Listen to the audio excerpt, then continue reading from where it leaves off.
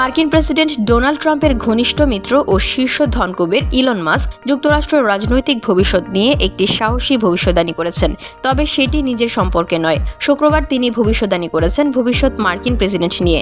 খবর ইন্ডিয়ান এক্সপ্রেসের।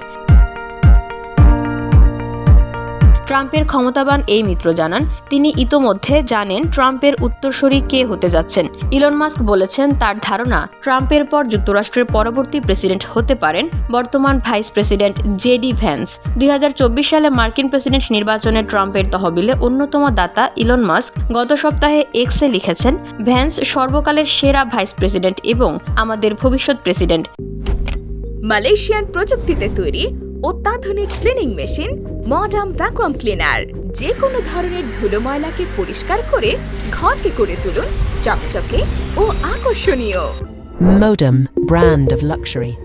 মাস্ক মার্কিন প্রশাসনে তার দায়িত্ব গ্রহণের পর থেকে বিশ্বের কাছে ইঙ্গিত দিয়েছেন যে ট্রাম্পের দেওয়া আদেশের মতোই মাস্কের দেওয়া আদেশও ভালো হবে। 40 বছর বয়সী ভ্যান্স মার্কিন ইতিহাসের তৃতীয় সর্বকনিষ্ঠ ভাইস প্রেসিডেন্ট, রাজনৈতিকভাবে সবচেয়ে কম অভিজ্ঞদের মধ্যে একজন।